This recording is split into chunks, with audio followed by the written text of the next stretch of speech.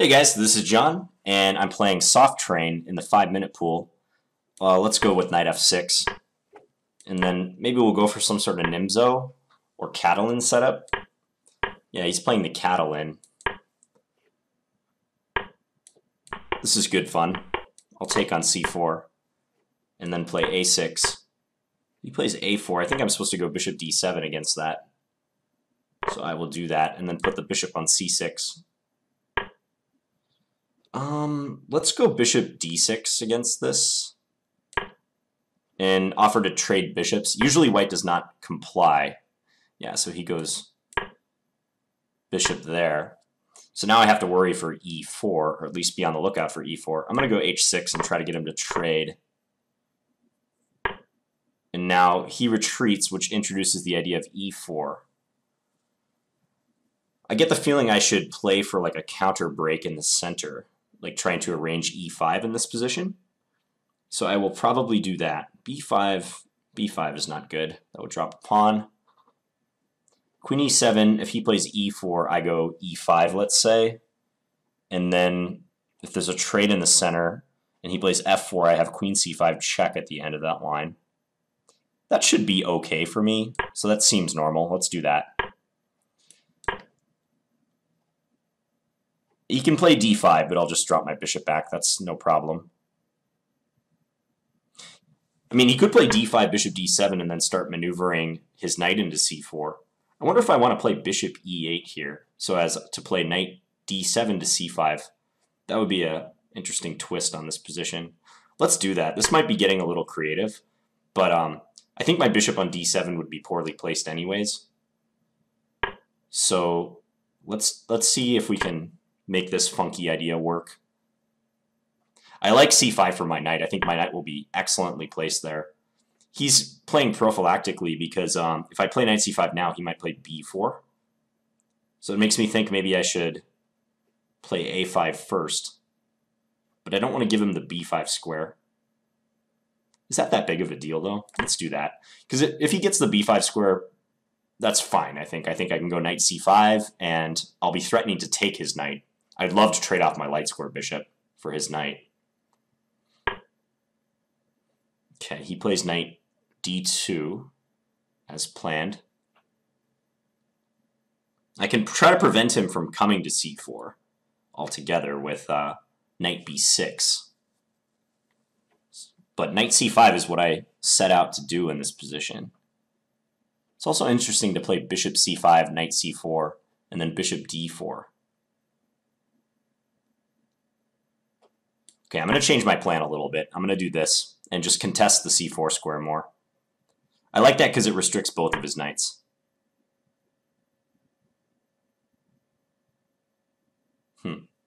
c6 is interesting now. Let's go bishop d7, though. Maybe idea of f5. And reconnecting my rooks. I'm down a little bit of time, but we'll see how this plays out. King g2.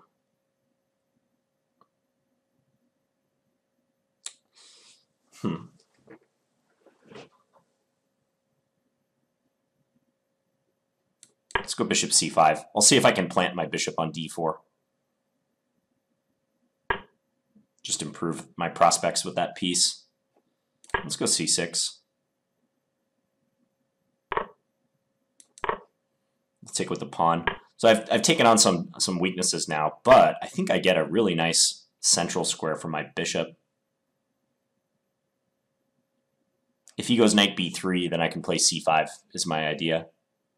If I can go c5 and then put the bishop on c6, x-raying his king, I think that would be pretty awesome for me. Usually bishops are not good on outposted squares, but occasionally you can do this, like have a bishop backed up by a couple pawns and have it be pretty awesome. I don't want to trade bishops. Maybe I'll go here to annoy you and see if you'll respond to that somehow. Make you think that I'm going to threaten to take on f3. Does this win me any material if I do? Probably not. Let's just go back. Maybe h3 is a weakness later on. Love, love, love my position at the moment. I think I'm getting the better of the knights versus bishops battle. F5 is looking really tempting. I think he should go bishop. Well, even if he goes bishop d3 to stop me from playing f5, I can potentially just play c4 soon.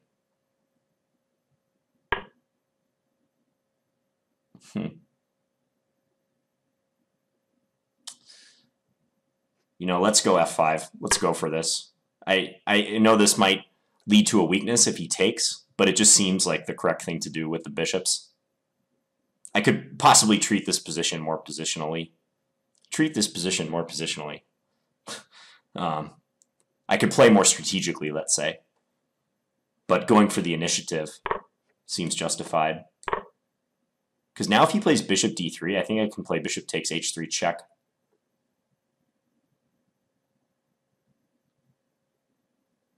I would expect him to play bishop d3, because what else can he do? Knight e4? Knight e4 is the only other move. And he plays it. I can still go bishop takes h3. And I probably should. Queen b7 is interesting too. Yeah, what's up with queen b7? Queen b7 looks cool. Let's do that. Rook e1. Let's maybe get out of the way of any attacks. I just don't know if I want to sell out and take on h3 yet. I feel like that tactic will be available a few moves from now too.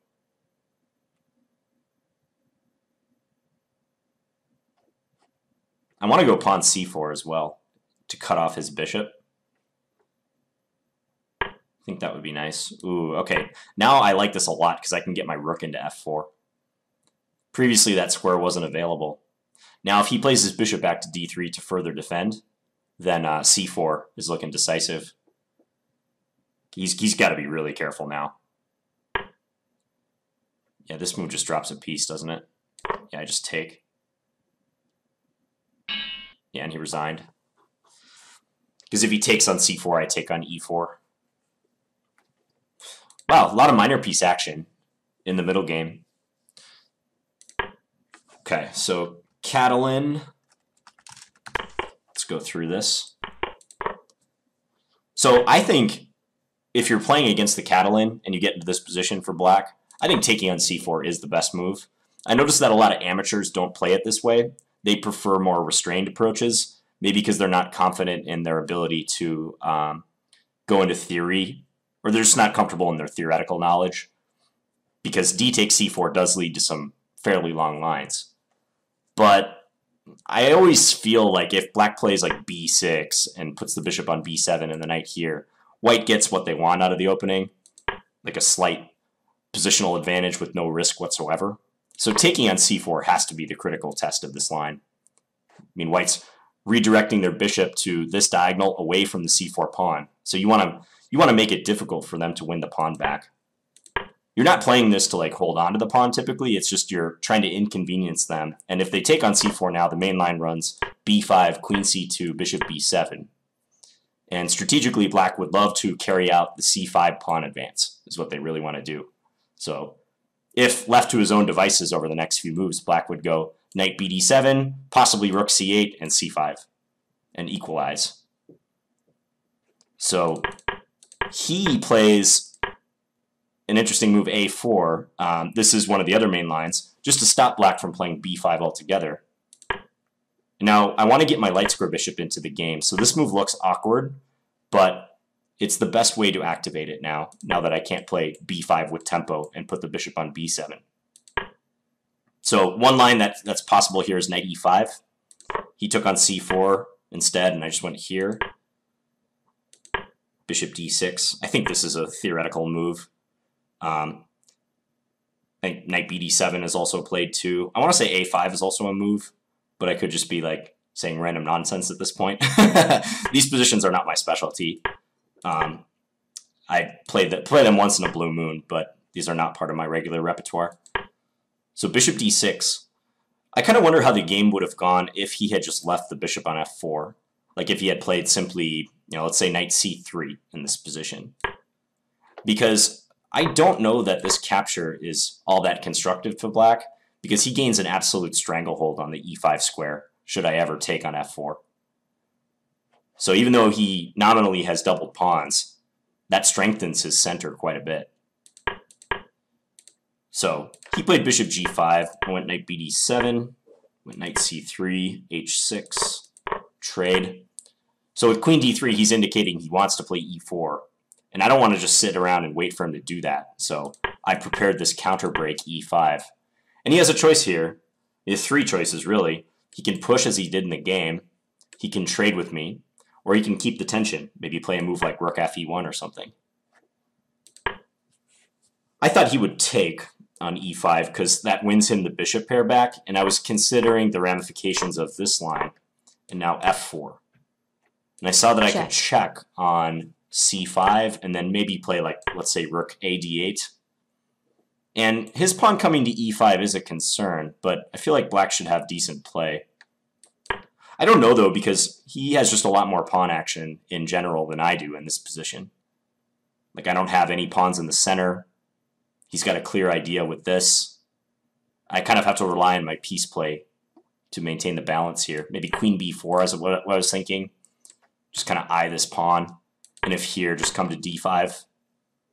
Offer exchanges. He could maybe maintain the tension, too. Over the board, this would be a good moment for white to think because there's a lot of plans available. Like I outlined those three major strategies he has. Keep the tension, push the pawn, or trade on e5. Let's see what the engine likes. The engine likes trading. Doesn't say anything incredibly revealing, though. So he went here.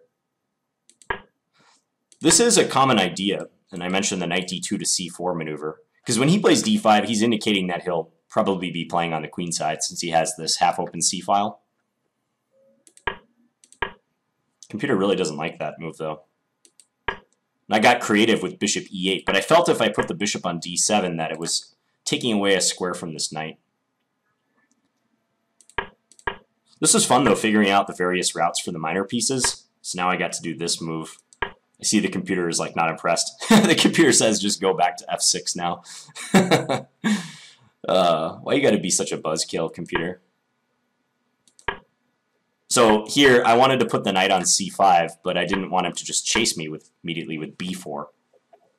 So that's why I played a5. It's kind of give and take, because I give him the b5 square, but I felt like with my bishop lurking on e8, I could always contest whatever piece he puts on b5. I'll turn this engine off for a second. This was an interesting plan, playing bishop c5.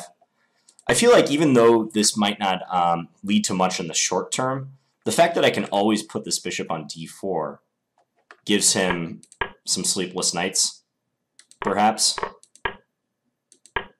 Yeah, like this transformation. It wasn't apparent when I played c6, but playing c6 and getting rid of his d5 pawn helped me out a lot in doing this idea. I bet black's just better after this. Yeah, quite a bit better according to the engine. So bishop b5 was no good. But actually the computer likes black even here. So maybe I can even just play c6 coming up, regardless of whether he puts something on b5 or not. Question for white is like what to do in this position. Also, I have that f5 move available, but I was always hesitant to play f5 because I didn't want him to, for instance, if I go f5 here, I didn't want him to take and then utilize the square for one of his knights. Again, I see the computer is saying this is fine for black, but my blitz assumption was that this could help him gain counterplay. So, yeah, it just seems his position is difficult after I get the bishop to d4. Readily supported by the pawns. And he can take, but I don't think it's favorable to do so because now I have a nice choice which way to take back.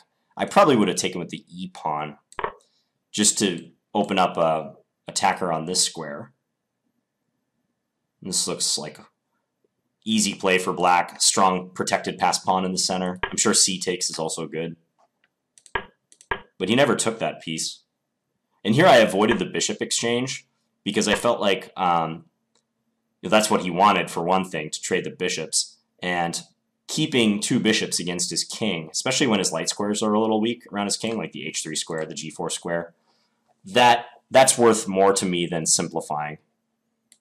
So I went here, then dropped this back. I can take on f3 Check. and draw his king out, but I didn't see any immediate benefit to doing that, despite how unusual that looks. So I just dropped back to e6, rook b1, and I went for it with f5. I think his idea with rook b1 is to go b3, maybe. And he possibly didn't like the pin, but it's a strange move, rook b1. I think that's a testament to how tough his position is to play right now. That bishop on d4 just controls matters entirely. Yeah, the eval's about the same, but...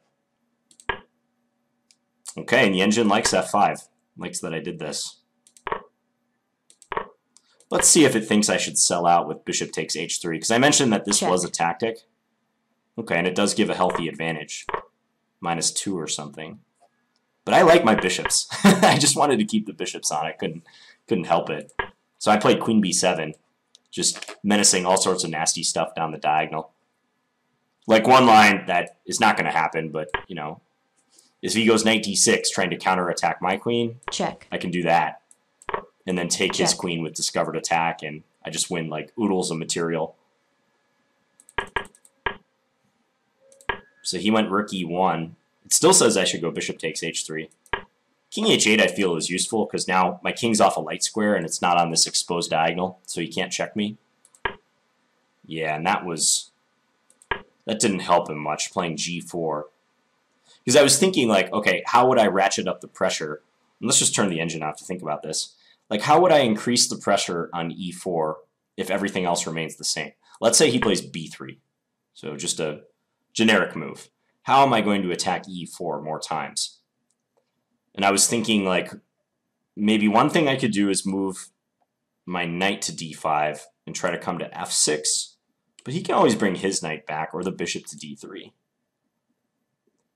So if he does something safe right now, it may not be worth it for me anymore to try to pressure the knight on e4. Maybe I should just take and go after the pawn, and he'll still have an exposed king, and I still keep my great bishop on d4. Now I'd probably start attacking f2, for instance, maybe even tripling on the f-file if I get a chance. So I wonder if he does something like that, if that would be my best bet. Like, okay, let's just take the top computer move, queen e2. Well, queen e2, I guess, does defend against bishop takes h3, since his queen would be helping out. Let's say he plays b3, as I was suggesting. It likes knight d5. Maybe b3 is a bad example, but... Check. Yeah, I could always do this, though, and be comfortably better. Much, much better. But in the game, after g4, now rook f4 is coming next. Yeah, I think his only chance of survival was taking, and then with the intention of enabling f3 to defend this knight. So let's say like this, and then I don't know if he can even play yeah, he can probably play f3 right away, so something like that. Boy, there's a lot of weak squares on f4 and e3. If I can get my knight within range, that could be just really bad for him. Yeah, I see knight d5. Engine thinks it's winning already. So he's probably lost regardless, but this hastened his defeat. Yeah, now take. Okay, cool. Another fun game. Hope you guys enjoyed that one against Soft Rain. And if you have any questions about that game, please let me know in the comments. And as always, thanks for watching, guys. Talk to you later.